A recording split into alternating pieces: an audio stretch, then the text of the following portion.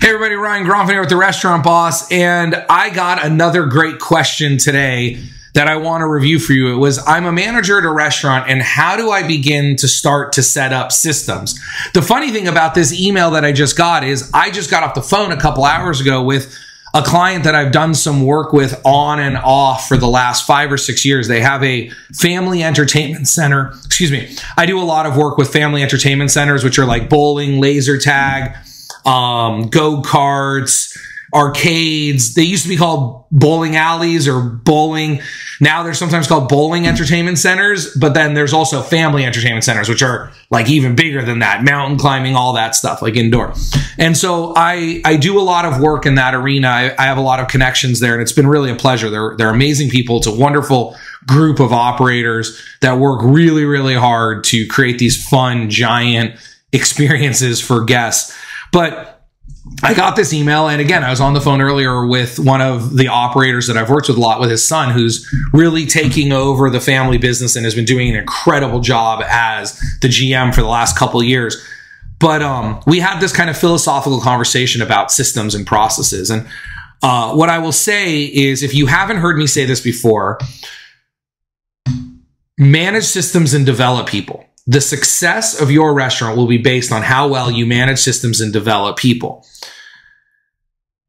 Systems are black and white. They're right and wrong. You can manage a system. You cannot manage a person. I don't believe people can be managed. People can be led. People want to be led, but they don't want to be managed. When was the last time a manager managed you and you loved it? When was the last time someone micromanaged you and you're like, God, I just love when my manager comes in and tells me everything that I need to be doing and everything I'm doing wrong. And I just love that. And I think they're a great manager, right? We love leaders. We love people who inspire us. We love people who tell us great stories and help us become better people. So the first thing when it comes to this systems is understanding the difference between management and leadership. You can't go to a management and leadership seminar. You can't read a book on management and leadership. They're different. Management is very scientific. It's very black and white. It's very, this is how you do it. Leadership is a little more one-on-one, a little more of the art than the science of management. And so I think the first thing is management and leadership are different. The second thing is, like I said, we don't manage people. We lead and develop people. We manage systems. And what I want you to think of is, people sometimes think of systems as like, well, I just need to find a book that has all the systems I need for my restaurant, or I just need to go somewhere and download their systems and copy their systems. Systems are a mindset. Systems are a way to look at the world and say, the way that we're doing that is actually simpler than it looks. You look at something and it looks very complex, but if you break it down, it's very methodical. If this happens, do this, and then if that happens, do that, and if that happens, do that, and now you can write a system. That's what your brain is doing. When you solve a complex problem, your brain is actually breaking it down into maybe 5 or 10 or 15 or 20 micro decisions, but it happens so fast, it feels like it's one big decision.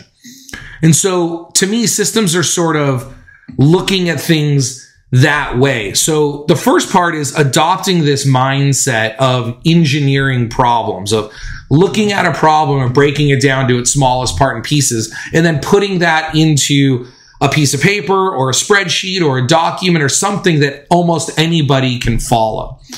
The second part of this is thinking about systems as tools.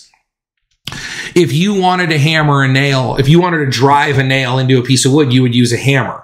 If I told you to drive that nail into the piece of the wood without a hammer, you'd think I'm crazy. What are you supposed to use? The palm of your hand? A rock? Right? No, use a hammer. If you don't have a hammer, go to the hardware store. They're $5. Buy a hammer. Boom, boom, boom, boom, boom. You're done.